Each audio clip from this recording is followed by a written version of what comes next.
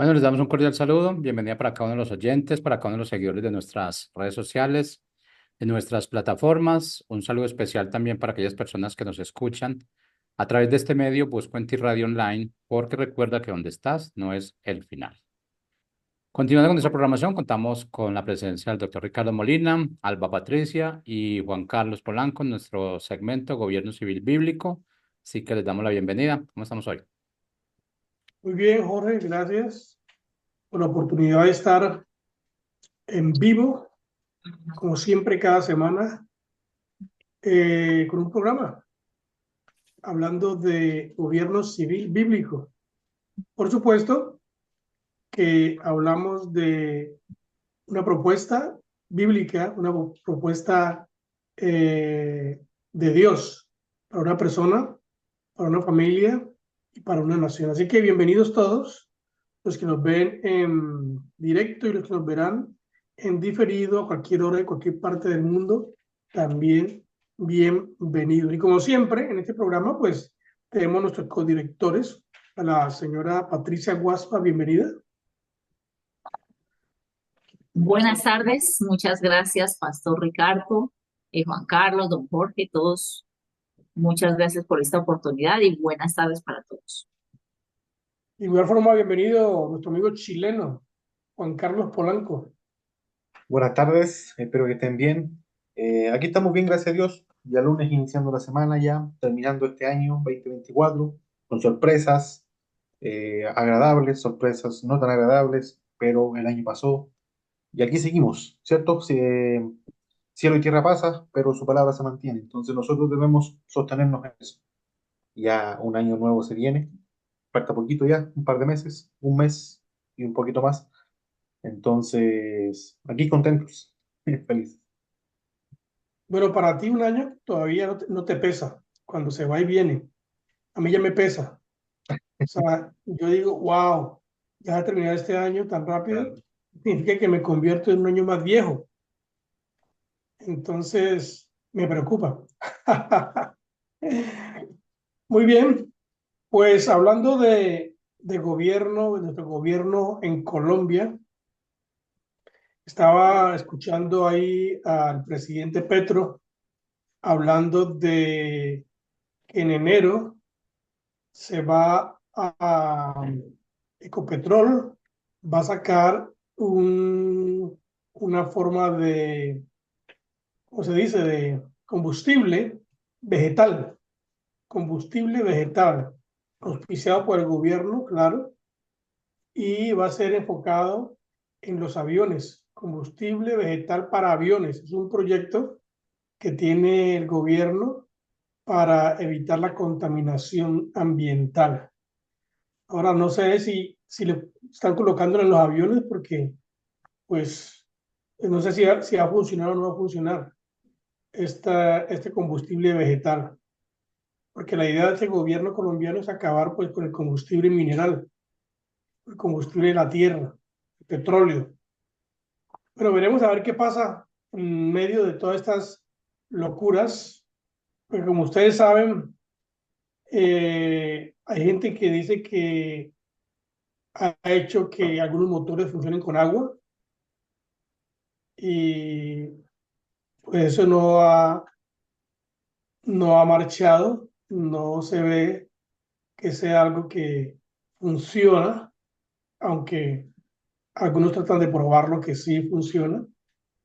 En fin, hay muchas iniciativas con respecto a querer dejar de usar el petróleo como base y usar otras cosas en lugar de este tipo de combustible mineral. Y pues este es como uno de los enfoques de este gobierno del cambio de Colombia. Veremos a ver qué pasa. Eso entre otras, pues muchas locuras que cada vez que el presidente habla, o uno no le entiende qué es lo que dice, o siempre sale con iniciativas que van en contra del sentido común, de la ley de la razón. En fin, el gobierno ya le queda pues menos de 2 años comienza a preocuparse porque se le acaba su poder, confiando que cuando lleguen las elecciones, pues de una vez por todas vamos a sacar este tipo de iniciativas gubernamentales del sistema de nuestro país de una vez por todas. Eso está pasando en Colombia, peleas en el Congreso. Yo me podía pensar, Juan y Alba, ¿por qué en el Congreso todo el tiempo viven peleando? Uno propone una cosa, otro propone otra. Estos días llamaron a cuentas a la vicepresidenta, a la ministra Francia Márquez, la llamaron a rendir cuentas en el Congreso. Y JP y otros senadores estuvieron exponiendo cómo este Ministerio de la Igualdad no ha desarrollado los proyectos que tenían en mente. Y le decían que quería darle vergüenza de proponer cosas que no ha cumplido y que en lugar de eso, el dinero lo está usando, malgastándolo más en la parte administrativa, viajes y otras cosas, y no el proyecto que tenía supuestamente de ayudar a los campesinos, ayudar a los pobres, en fin, no se está haciendo esto. Y la respuesta de la vicepresidenta fue que ella no se avergüenza de nada. Bueno, ese es el tipo de gobierno que tenemos. Hoy queremos hablar de eso, de gobierno, como siempre, y de un gobierno, virtudes, características de un gobierno de libertad. Yo había preparado unas diapositivas, por supuesto, que no puedo presentar aquí hoy porque mi laptop no funcionó. Entonces, pues, tiene una diapositiva para que habláramos sobre las características de un gobierno que produce libertad. Y cuando hablamos de libertad, pues tenemos que pensar en qué es libertad, ¿no? Y siempre aquí enseñamos, Juan y Alba, que existen dos clases de libertad: la libertad interna y la libertad externa. La libertad interna, pues, es local y permite que cada quien decida por sí mismo en qué creer, cómo vivir, qué clase de economía aplicar. Esta libertad interna no manipula la conciencia y definitivamente es obediencia a la verdad bíblica. Y la libertad externa, pues se le conoce también como libertad civil, la cual indica la libre expresión de las ideas y su aplicación en la sociedad con el fin de aportar en el bien personal y en el bien común. La libertad civil tiene que ver con la intervención del gobierno de una forma mínima en los asuntos de los ciudadanos. También envuelve la protección de la vida y de la propiedad de los ciudadanos de una nación. Requiere obediencia externa por la fuerza o coerción. De eso estamos hablando, las características de un gobierno que produce libertad. Pues también tendríamos que definir qué es gobierno, porque hablamos de libertad y qué es gobierno. Ya todos sabemos que el gobierno, según el diccionario Nueva Oeste 1829, es dirección, regulación, control y restricción. Entonces, con esas bases ahí, y ahora hablamos un poquito más de lo que significa libertad. Entonces, muchachos, entramos al tema de cuáles son las características de un gobierno que produce libertad. O sea, muy fácil sería nombrar gobiernos que no producen libertad y ya, pero vamos a nombrar características de un gobierno de libertad, que es lo que nosotros enseñamos aquí, que proponemos a la sociedad, que proponemos al individuo, a la familia, la iglesia, a las demás agencias, un gobierno de libertad. A ver, ¿quién de ustedes quiere comenzar con este tema de las características de un gobierno que produce libertad?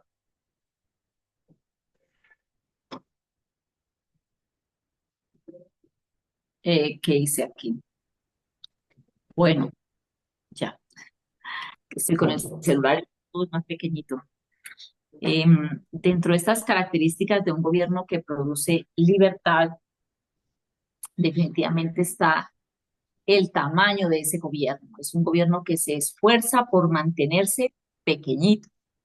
Entonces, en el tiempo actual hemos visto cómo en Argentina ha surgido un gobernante que le ha aplicado, en palabras de él mismo, la motosierra al gobierno. ¿Qué ha hecho con esta motosierra? Pues achicar el Estado, eliminar ministerios, secretarías, departamentos de instituciones que estaban pegadas al Estado que realmente no contribuían para nada con el desarrollo de la nación y con el objetivo del gobierno. Entonces, al mantener pequeño, al hacer todo esto y reducir el tamaño del Estado, hace que se necesiten menos recursos en el Estado, menos impuestos para poder mantener las funciones que realmente debe tener el Estado. Y eso produce libertad. Cuando no tienes que pagar tantos impuestos. Hemos visto como en Europa, a raíz del socialismo, todo que ha ido cubriendo país tras país, nación tras nación, bueno, que han llegado a un punto en el que están devolviendo, ¿no? Ya hay algunos que están como despertando. Pero este socialismo en los países europeos ha hecho que el nivel de impuestos con el que cargan los individuos de la nación sea exageradamente alto.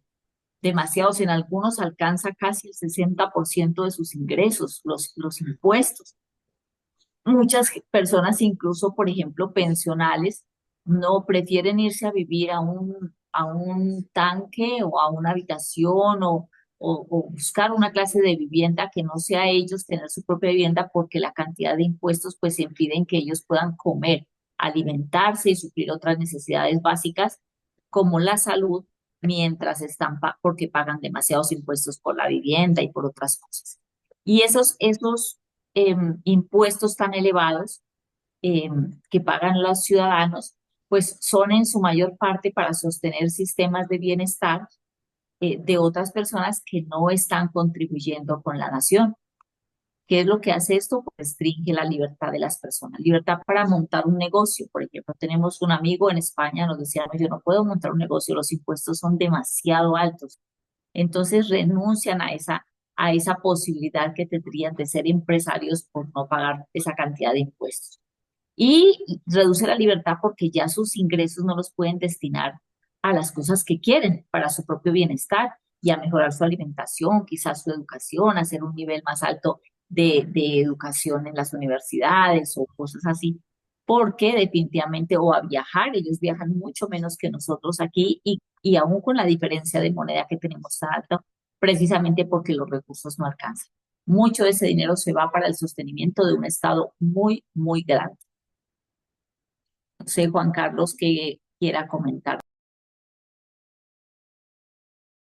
Estaba aquí buscando entre mis archivos y bueno, una de las cosas que pude rescatar, cuáles son las características, digamos, de un gobierno en libertad.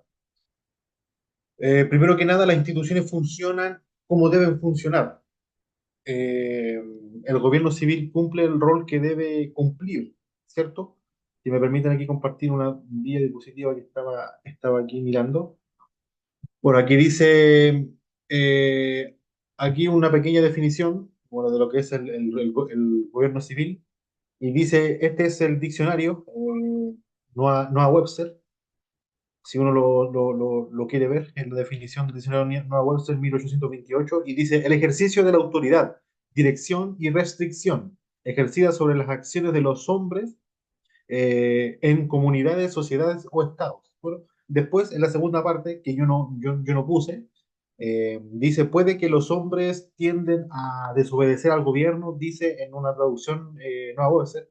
Entonces, aparte de la dirección y la restricción, viene la regulación y el control. ¿Cierto? Entonces, el gobierno civil tiene que cumplir estas cuatro facultades. Son cuatro puntos que debe cumplir y tiene la facultad para hacerlo. O sea, dirigir, regular, él es el que coloca las reglas, ¿cierto? Controlar que las reglas se cumplan y a aquellos que no quieren cumplir la regla, restringirlo, ¿cierto? Entonces, ¿cuál es la, la causa del crimen? Esto es sacado del libro, una cartilla que se llama Crimen y Castigo, eh, escrito por el señor Stephen McDowell. Dice aquí la causa del crimen, aquí dice, el crimen avanza rápida y desenfrenadamente en todo el mundo. Las naciones combaten el crimen de diferentes formas, obteniendo diferentes resultados, ¿cierto? Por ejemplo, aquí en Colombia se combate el crimen de una manera y en El Salvador se combate el crimen de otra manera y los resultados son completamente diferentes. Uno lo está haciendo mal y otro lo está haciendo bien. Entonces debemos entender cuál es la causa. Y la Biblia da la respuesta a eso. Dice, la maldad en el corazón de los hombres. El hombre siempre ha tendido a ir en contra de la regla, de Dios, digamos, de rebelarse, de ser una persona corrupta, digamos, ¿cierto? Entonces, acá hay dos versículos. Y vio Jehová que la maldad de los hombres era mucha en la tierra, y que todo designio de los pensamientos del corazón de ellos era de continuo y solamente el mal. Y se arrepintió Jehová de haber hecho al hombre la tierra y le dolió en su corazón, ¿cierto? Génesis 6, del 5 al 6. Y Génesis 6, del 11 al 12, dice, y se corrompió la tierra delante de Dios, y estaba la tierra llena de violencia. Y miró Dios a la tierra, y he aquí que estaba corrompida, porque toda carne había corrompido su camino sobre la tierra. Entonces, el, el, el, la caída del hombre, digamos, la corrupción se manifiesta de manera externa, ¿cierto? Con violencia, asesinatos, robos, siempre se manifiesta de esa manera. Entonces, por esa razón, Dios estableció el gobierno civil como esta institución que controla, digamos, para la tierra como un medio para restringir a los malhechores y proteger a los ciudadanos respetuosos de la ley. También le dio el uso de la espada para hacer cumplir su autoridad, ¿cierto? Entonces, el origen del gobierno civil, aquí en Génesis 9:6 dice, el que derrame sangre de hombre, por el hombre su sangre será derramada, porque a imagen de Dios es hecho el hombre, ¿cierto? Y después Romanos 13 lo reafirma y dice, si haces lo bueno, recibirás alabanza, pero si haces lo malo, teme, porque no en vano lleva la espada el magistrado. Entonces, acá en esta parte, aquí un poquito más abajo, estaba mirando, aquí. Aquí dice, las fallas de los gobiernos de hoy en día no son debido a las intenciones ni siquiera a las ideologías. O sea, ni siquiera yo siendo una persona puede ser muy de izquierda, muy comunista, muy pro tal cosa, esto y esto, pero si el gobierno funciona bien, esa persona va a quedar como una persona, un loquito más, una persona que está ahí gritando y hablando cosas, ¿cierto?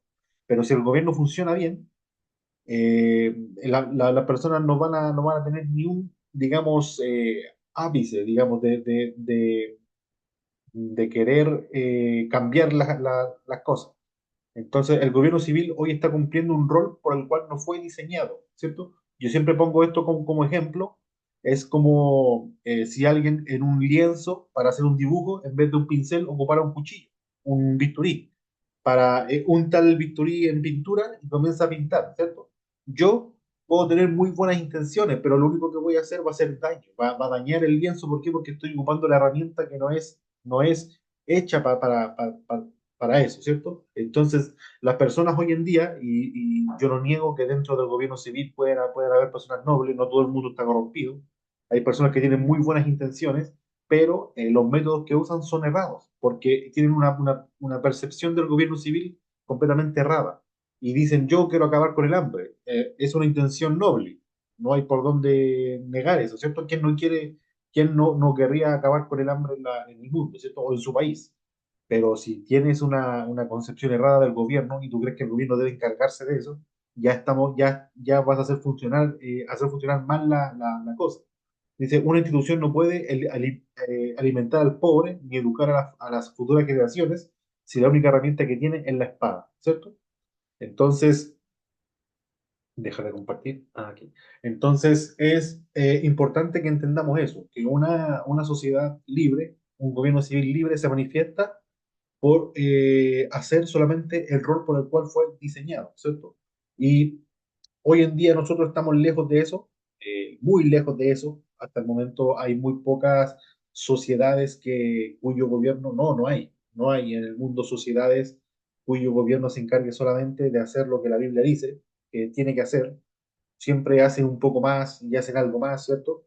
Pero sin embargo, hemos visto sociedades, países que están haciendo un pequeño porcentaje de lo que tienen que hacer bíblicamente y se han visto cambios muy, muy buenos, ¿cierto? El Salvador es uno de ellos, Argentina ahora. Eh, Argentina está pasando por un proceso cultural muy, muy radical. La gente está despertando como si hubiesen estado hipnotizados y alguien le hubiese hecho así, chasqueado los dedos y hubiesen reaccionado. Están viendo todo, ¿cierto? Este mes, el mes pasado, la inflación en Argentina llegó a su piso más bajo. Nunca antes se había visto desde el año 2017, parece, que no han llegado a una inflación tan baja, que están en 2,7, rompieron el piso de los 3 puntos. Entonces, sí es posible que mi ley llegue a fin de año, ya todavía falta un mes, pero es posible que llegue a fin de año con una reducción del 20% al 2%, al, no sé, 1,9, 2%, o sea, sería una maravilla. Y aparte, bajó los aranceles, los impuestos a la tecnología y a la industria textil. ¿Por qué? Porque en Argentina habían productos, camisetas así, que aquí uno las compra en $20 máximo.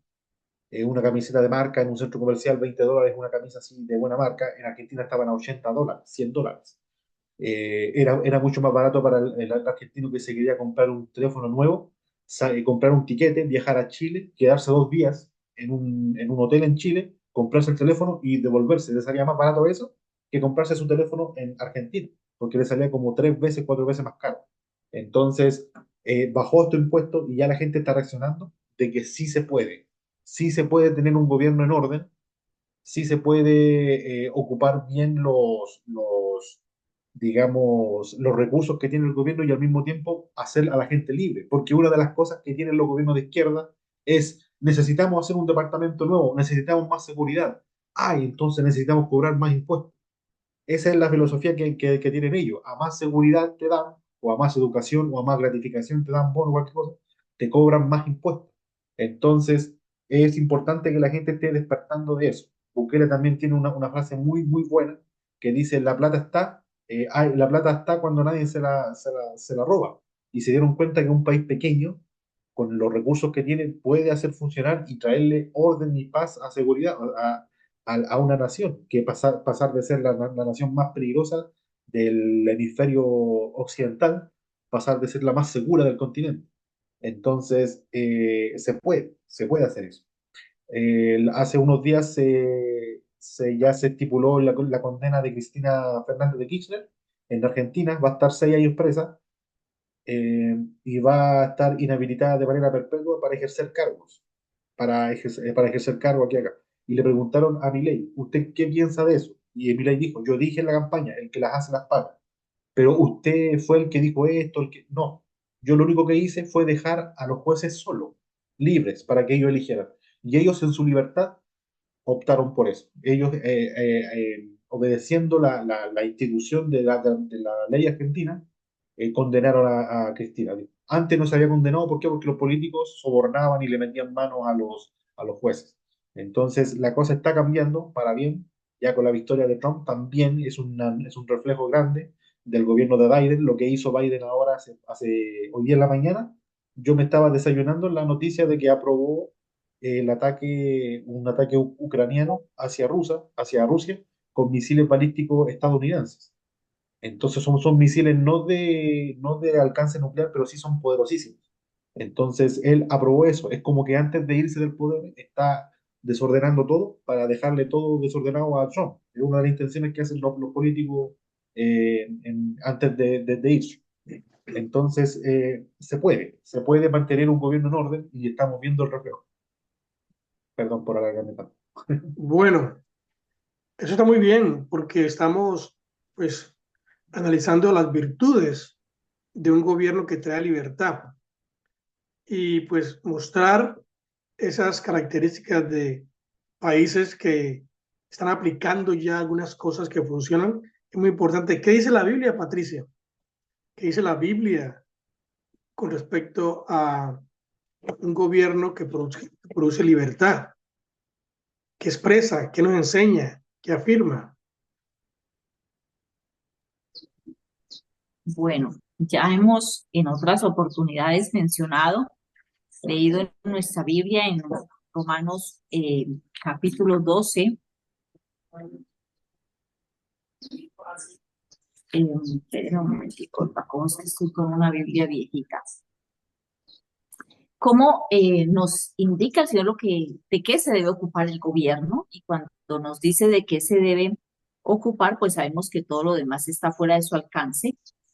Eh, Nos habla cómo debemos estar sometidos a las potestades superiores, a las autoridades, porque no hay otras fuera de las que Dios ha ordenado que hayan sobre la tierra. Dice también que así que los que se oponen a estas autoridades, pues se oponen a Dios mismo. Pero nos insta a que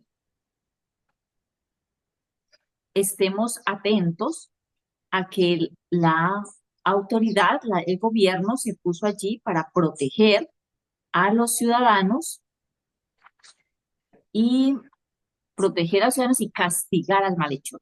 Entonces, un gobierno que produce libertad es muy importante que se concentre en estas características que la Biblia insta a castigar al malhechor.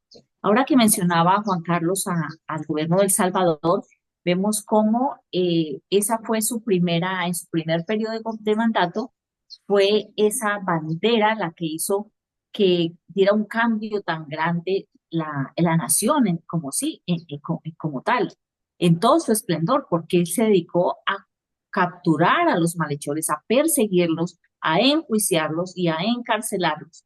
Bíblicamente, pues la cárcel no debería ser la opción, pero es lo que tenemos en nuestras leyes, con la ley romana aplicada, ir a la cárcel, y construyó unas cárceles inclusive muy grandes, y al sacar los delincuentes de las calles, él le da libertad a las personas. Los ciudadanos tienen ahora libertad para desplazarse por cualquier lado, cosa que incluso en Colombia no sucede. Nosotros no tenemos libertad de ir por nuestras carreteras y visitar nuestras montañas y nuestros páramos, porque tenemos unas personas ajenas al gobierno, pero en este momento muy respaldados por el gobierno, que ponen sus retenes y que impiden los pasos, que cercan el paso de los ciudadanos. No tenemos libertad para eso. Eso no pasa en El Salvador. Cuando los criminales, los delincuentes están presos, están pagando por lo que hicieron durante tantos años, pues los ciudadanos tienen libertad para movilizarse, para comprar, para vender, para pasear, para educar sus niños. Bueno, todas estas cosas es muy importante. Entonces, lo que la Biblia dice acerca de que debe castigar al malhechor el gobernante, pues es un aspecto fundamental de un gobierno que, eh, que produce libertad para sus ciudadanos.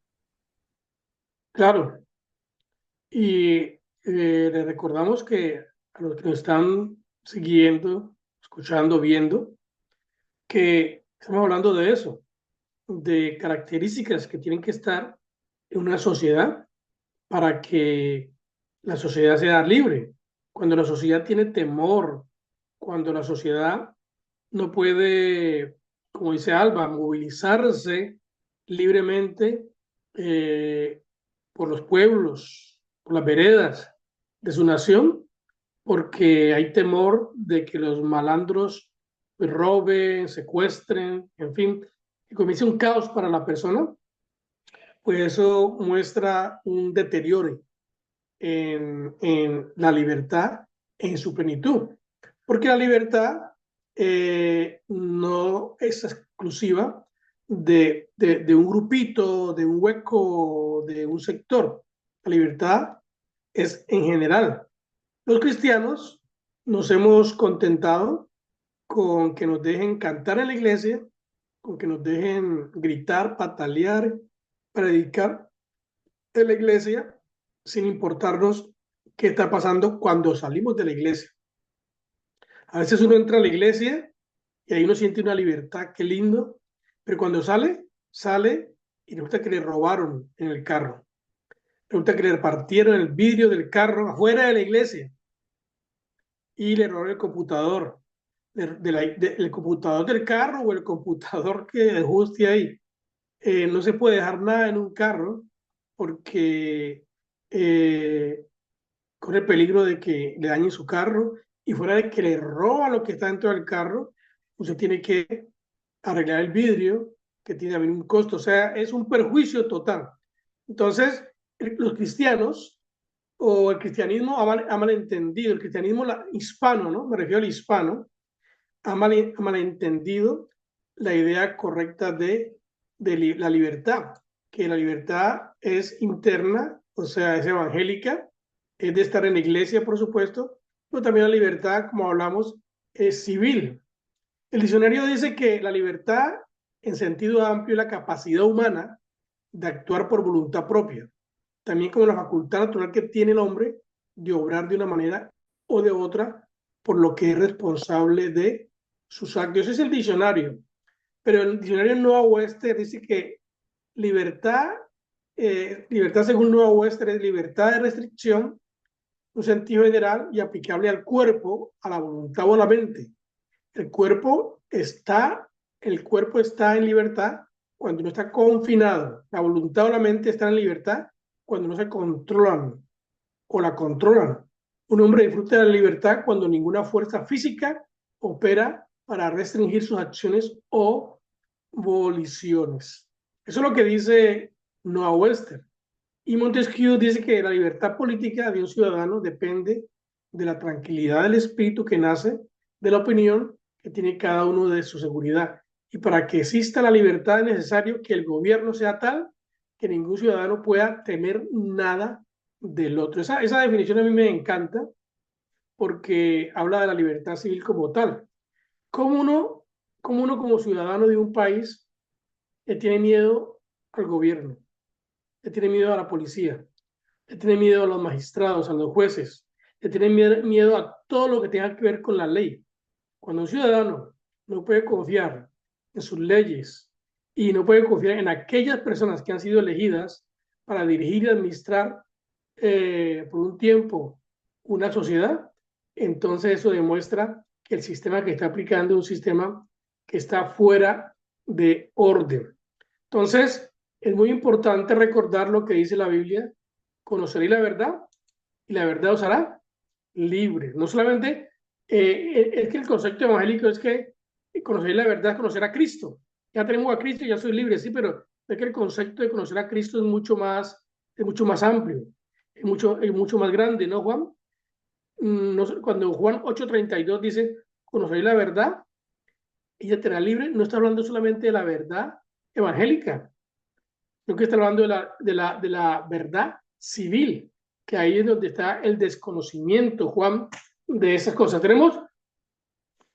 No tenemos tiempo, ya se nos fue el tiempo para hablar de eso un poquito, pero lo hablaremos el miércoles, porque esta semana estaremos hablando de esto.